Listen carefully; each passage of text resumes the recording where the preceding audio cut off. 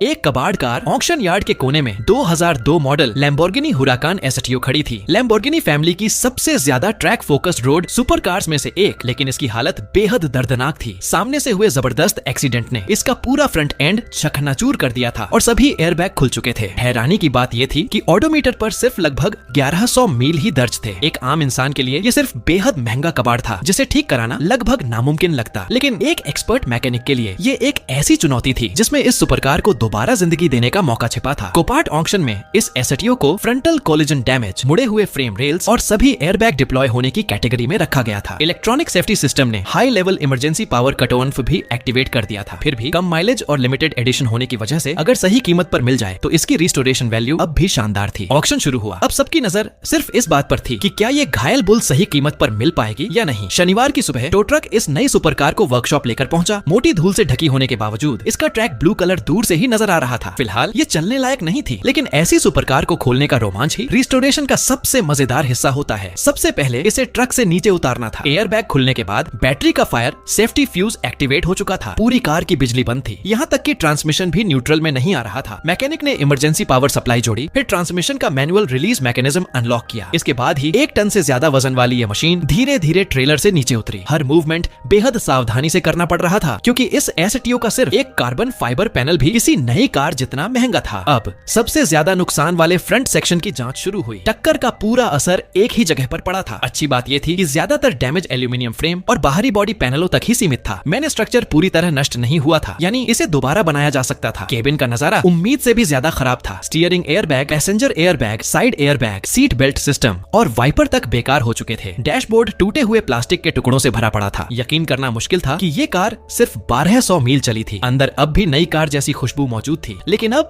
इन सभी electronic safety parts को बदलना सबसे महंगा काम बनने वाला था। कार के पिछले हिस्से तक पहुंचते ही राहत मिली। विशाल कार्बन फाइबर रियर विंग और पीछे का ज्यादातर हिस्सा बिल्कुल सुरक्षित था। पिछले मालिक ने खरीदते ही पूरी कार पर हाई क्वालिटी PPF लगवा दी थी। टूटी हुई फिल्म हटाने पर उम्मीद थी कि नीचे की ओरिजिनल पेंट अब भी बिल्कुल नई जैसी होगी। बीच में लगा 5.2 litre V10 engine carbon fibre engine cover के नीचे शांत पड़ा था। यही इस कार की असली जान थी और अब सबसे ज्यादा इसकी सुरक्षा करनी थी। साइड में सिर्फ हल्के स्क्रैच थे। दरवाजे और साइड पैनलों का कार्बन फाइबर सुरक्षित था। व्हील्स और सस्पेंशन भी लगभग बिना नुकसान के थे। सुपर कार एक्सीडेंट के हिसाब से इसे काफी बड़ी किस्मत माना जा सकता था। असल नुकसान सामने के बीच वाले हिस्से में था, जहां पूरा रेडिएटर सिस्टम और क्रैश एब्जॉर्प्शन स्ट्रक्चर लगा हुआ था। डैमेज रिपोर्ट सामने आई। टक्कर ने बम्पर को तोड़ते हुए एल्यूमिनियम फ्रेम रेल्स और कंडेंसर ब्रैकेट्स तक को दबा दिया था। तीनों रेडिएटर लगभग पूरी तरह खत्म हो चुके थे। कूलेंट पाइप, एसी लाइनें और एयर डक्ट सब बदलने पड़ने वाले थे। काम बहुत बड़ा था, लेकिन सबसे अहम स्ट्रक्चरल फ्रेम सुरक्षित था, इसलिए रिस्टोरेशन अभी भी संभव थी। एयरबैग खुलने के बाद फायर सेफ्टी फ्यूज ने V10 इंजन को पूरी तरह लॉक कर दिया था। इसे दोबारा चालू करने के लिए सबसे पहले फ्रंट कंपार्टमेंट खोलकर बैटरी के पास लगे छोटे से सेफ्टी फ्यूज तक पहुंचना जरूरी था, लेकिन मुड़ा हुआ फ्रंट सेक्शन रास्ता रोक रहा था। बैटरी तक पहुंचने के लिए प्राई बार और एयर कटिंग टूल तक इस्तेमाल करने पड़े। ये ताकत और हुनर दोनों की परीक्षा थी। डिसअसेंबली के दौरान एक दिलचस्प चीज भी मिली। कार में फैक्ट्री फिटेड ट्रैक रिकॉर्डर मौजूद था। पीछे रिवर्स कैमरा भी लगा हुआ था। पूरा केबिन कार्बन फाइबर ट्रिम से भरा था। फ्रंट कितना भी बुरी तरह टूटा हो, लेकिन ये सभी डिटेल्स बता रही थी कि इसे बचाना पूरी तरह सही फैसला था। काम शुरू करने से पहले कार की प्रोफेशनल डीप क्लीनिंग करवाई गई। सालों की धूल हटाकर इस घायल सुपर कार को फिर से इज्जत के साथ नई शुरुआत दी गई। अब सबकी चाहत सिर्फ एक थी, एक बार फिर 5.2 लीटर V10 की दहाड़ सुनना, लेकिन बैटरी तक पहुंचने का रास्ता मजबूत फ्रंट स्ट्रक्चर ने पूरी तरह बंद कर रखा था। आखिरकार कटिंग मशीन उठानी पड़ी। चिंगारियों के बीच मुड़े हुए एल्यूमिनियम ब्रैकेट्स एक एक करके हटाए गए। काम के दौरान मैकेनिक ने चेतावनी भी दी कि बिना सुरक्षा उपकरणों के ऐसा कभी न करें। आखिरकार बैटरी दिखाई दी। इमरजेंसी पावर जोड़ते ही इंस्ट्रूमेंट क्लस्टर जल उठा। ऑडोमीटर पर सिर्फ 1142 मील दिखाई दे रहे थे, यानी ये लगभग नई कार थी। लेकिन स्टार्ट बटन दबाने पर कुछ नहीं हुआ। जांच में पता चला कि फायर सेफ्टी फ्यूज हमेशा के लिए कट चुका था। नया पार्ट मौजूद नहीं था, इसलिए फिलहाल टेस्ट के लिए वेल्डिंग से टूटे हुए कंडक्टर को दोबारा जोड़ दिया गया। ये सिर्फ अस्थायी समाधान था, लेकिन इंजन स्टार्ट करने के लिए काफी था। आखिरकार सच सामने था। फ्यूज अंदर से पूरी तरह टूट चुका था। बेहद सटीक वेल्डिंग के बाद उसे फिर से जोड़ा गया। अब सबकी नजर स्टार्ट बटन पर थी। इंजन चालू करने से पहले आखिरी बार इंजन ऑयल चेक किया गया। अगर कहीं ऑयल लीक होता और इंजन जबरदस्ती स्टार्ट किया जाता तो पूरा इंजन खत्म हो सकता था। खुशकिस्मती से सब कुछ सुरक्षित था। एक जोरदार आवाज के साथ स्टार्ट बटन दबाया गया। कुछ सेकंड की इलेक्ट्रिकल आवाज के बाद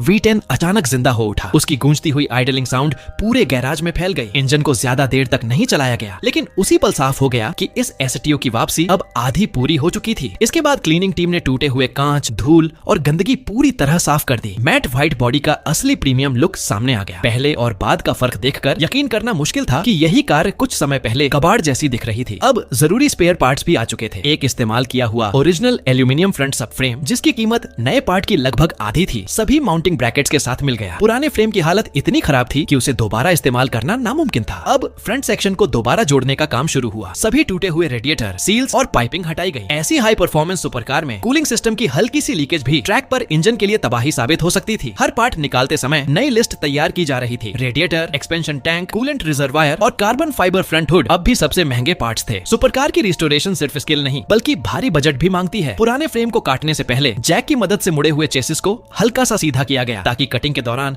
अंदरूनी तनाव निकलने से बॉडी दोबारा टेढ़ी न हो जाए। इसके बाद पुराने सीलेंट हटाए गए और ओरिजिनल वेल्ड पॉइंट सामने आए। हुराकान की एल्यूमिनियम और कार्बन फाइबर मिक्स्ड बॉडी पर काम करना बेहद मुश्किल था। वेल्ड हटाते समय बेस मटेरियल को नुकसान नहीं पहुंचना चाहिए था। मैकेनिक के मुताबिक लैम्बोर्गिनी की सभी कारों में हुराकान की पैनल गैप सेट करना सबसे कठिन कामों में से एक है। सिर्फ 1 मिलीमीटर की गलती आगे चलकर कई गुना बड़ी दिखाई देती है। आखिरकार खराब फ्रंट फ्लोर और लोअर क्रॉस मेंबर पूरी तरह काटकर निकाल दिए गए। अब सामने से सीधे केबिन का फायरवॉल दिखाई दे रहा था। सभी जॉइंट्स साफ किए गए, माप लिए गए और हर सतह को दोबारा तैयार किया गया। जब तक चेसिस पार्ट्स आ रहे थे, काम केबिन के अंदर शुरू हुआ। एयरबैग खुलने की वजह से पूरा डैशबोर्ड फट चुका था, इसलिए नया ओरिजिनल अलकांतारा डैशबोर्ड और पूरा एयरबैग किट मंगवाया गया। डैशबोर्ड खोलते समय कई छिपे हुए बोल्ट मिले। अगर सही तरीका न पता हो तो महंगे कार्बन फाइबर ट्रिम आसानी से टूट सकते थे। वायरिंग हटाई गई, सभी कनेक्टर अलग किए गए। जब पूरा डैशबोर्ड बाहर निकाला गया तो कार का इंटीरियर बिल्कुल खाली दिखाई देने लगा। पुराने और नए डैशबोर्ड को साथ रखकर देखा गया, एक पूरी तरह बेकार था जबकि दूसरा दोबारा इस कार में जान डालने वाला था। अब रिवर्स और ऑर्डर में इंस्टॉलेशन शुरू हुआ। हर सीट बेल्ट, हर एयरबैग और हर बोल्ट को फैक्ट्री टॉर्क स्पेसिफिकेशन के मुताबिक कसकर लगाया गया। हर क्लिक की आवाज सिर्फ फिटमेंट नहीं बल्कि इस कार की सुरक्षा दोबारा बनाने की निशानी थी। अब सबसे महंगा पार्ट पहुंच चुका था, original carbon fibre front hood. एक ही पीस में बना ये हुड बेहद हल्का था, लेकिन इसकी कीमत में आराम से एक नई फैमिली कार खरीदी जा सकती थी। इसके साथ नए एलईडी हेडलाइट्स और कंडेंसर ब्रैकेट्स भी लगा दिए गए। अब फाइनल असेंबली शुरू होने वाली थी। पहले पूरे फ्रेम को ट्रायल फिट किया गया। अगर माउंटिंग होल्स नहीं मिलते तो महीनों की मेहनत बेकार हो जाती, लेकिन किस्मत साथ थी। मुख्य चेसिस पॉइंट्स पूरी तरह सुरक्षित थे और नया फ्रेम बिना किसी गैप के फिट हो गया। लेजर लेवल की मदद से दोनों तरफ की ऊंचाई का फर्क सिर्फ 0.5 मिलीमीटर के अंदर रखा गया। यही सुपरकार की हैंडलिंग का असली राज छिपा होता है। इसके बाद महंगे कार्बन फाइबर हुड को सावधानी से लगाया गया। सभी पोजिशनिंग पॉइंट्स लेजर लाइन पर बिल्कुल सीध में आए। अब वेल्डिंग शुरू हुई। पहले स्पॉट वेल्ड किए गए, फिर हुड लगाकर सभी गैप चेक किए गए। हेडलाइट, हुड और फेंडर के बीच की दूरी इतनी सटीक थी कि देखकर यकीन करना मुश्किल था कि ये कभी एक्सीडेंट का शिकार हुई थी। संतुष्ट होने के बाद कवर हटाए गए और पूरी स्ट्रक्चर पर फाइनल वेल्डिंग की गई। वेल्डिंग पूरी होने के बाद फैक्ट्री ग्रेड सीलेंट लगाया गया, फिर एंटी रस्ट प्राइमर और ओरिजिनल जैसा मैट व्हाइट पेंट लगाया गया ताकि हुड खोलने पर भी कहीं रिपेयर का निशान न दिखाई दे। इसके बाद तीनों नए रेडिएटर लगाए गए। पूरा कूलिंग सिस्टम वैक्यूम पंप की मदद से भरा गया। लंबे पाइपिंग सिस्टम में एयर बबल्स न रहे, इसलिए पहले पूरा सिस्टम वैक्यूम किया गया। फिर नेगेटिव प्रेशर की मदद से कूलेंट अंदर भरा गया। प्रेशर गेज पूरी तरह स्थिर था, मतलब पूरा सिस्टम बिल्कुल लीक फ्री था। पेंट शॉप में एक नई चुनौती सामने आई। मैट व्हाइट पेंट का सही शेड मिलाना बेहद मुश्किल था। स्पेक्ट्रम एनालाइजर की मदद से कलर मैच किया गया और प्रभावित साइड पैनल पर ब्लेंड पेंट किया गया। जब फ्रंट हुड पेंट होकर बाहर आया तो ऐसा लगा जैसे पूरी कार फिर से जन्म ले चुकी हो। धूप में इसकी पूरी बॉडी एक समान गहरे मैट फिनिश के साथ चमक रही थी। एक्सीडेंट और रिपेयर के सभी निशान पूरी तरह गायब हो चुके थे। नई पेंट की सुरक्षा के लिए पूरी कार पर दोबारा PPF लगाई गई। पुरानी पीली पड़ चुकी फिल्म हटते ही ओरिजिनल पेंट फिर से शीशे जैसी चमक के साथ सामने आ गया। इसके बाद लैम्बोर्गिनी की 60वीं वर्षगांठ वाला खास बैज और इटालियन ट्राइकॉलर स्ट्राइप्स भी लगाए गए, जिससे इसका लुक और भी खास हो गया। फिर एक premium custom 3 piece wheel set लगाया गया। ब्लैक और ब्रॉन्ज का असिमेट्रिकल डिजाइन इसे बेहद आकर्षक बना रहा था। नोविटेक लोअरिंग स्प्रिंग्स लगाने के बाद कार 15 मिलीमीटर और नीचे बैठ गई। पीछे के पहिए फेंडर के साथ बिल्कुल फ्लश दिखाई दे रहे थे। अब ये सिर्फ एक सुपरकार नहीं बल्कि चलती फिरती इंडस्ट्रियल आर्ट बन चुकी थी। लेकिन कहानी यहीं खत्म नहीं हुई। इसे पैसिफिक जर्मन वर्कशॉप भेजा गया, जहां VF इंजीनियरिंग का सुपर चार्जर किट लगाया गया। पहले इसका नेचुरली एस्पिरेटेड V10 इंजन अपनी दमदार आवाज के लिए मशहूर था, लेकिन पावर के मामले में अभी और गुंजाइश बाकी थी। जैसे ही सुपर चार्जर किट लगाया गया, इसकी ताकत सीधे 850 हॉर्स पावर तक पहुंच गई। अब पीछे लगे इस V10 इंजन के साथ हर बार एक्सेलरेटर दबाना मानो फिजिक्स के नियमों को चुनौती देने जैसा था। मैकेनिक मुस्कुराते हुए बोला, अब ये सिर्फ रोड कार नहीं रही, ये एक असली ट्रैक रॉकेट बन चुकी है। आखिरकार महीनों की मेहनत रंग लाई। कभी कबाड़ जैसी दिखने वाली ये सुपरकार अब 850 हॉर्स पावर वाली मैट व्हाइट मॉन्स्टर बन चुकी थी। हर वेल्ड, हर कार्बन फाइबर पार्ट और हर घंटे की मेहनत इसकी नई जिंदगी की गवाही दे रहे थे। इंटीरियर पूरी तरह नया था। सभी एयरबैग दोबारा लगाए जा चुके थे। अतिरिक्त सुरक्षा के लिए एक फायर एक्सटिंग्विशर भी लगाया गया था। अब इसकी हालत ऐसी थी कि ये फैक्ट्री से निकलने वाले दिन से भी ज्यादा शानदार लग रही थी। आखिरकार इसे अपना नया मालिक मिल गया। अब ये अमेरिका के ईस्ट कोस्ट की ओर रवाना होने वाली थी, जहाँ इसकी नई कहानी शुरू होने वाली थी। ट्रांसपोर्ट ट्रक बाहर तैयार खड़ा था। जब अपने हाथों से दोबारा जिंदा की गई लैम्बोर्गिनी धीरे धीरे बंद ट्रेलर के अंदर चली गई, तो उस पल खुशी और भावुकता दोनों एक साथ महसूस हो रही थी। हजारों घंटों की मेहनत, अनगिनत चुनौतियां और न जाने कितनी मुश्किलों के बाद आखिरकार ये सफर अपनी मंजिल तक पहुंच चुका था।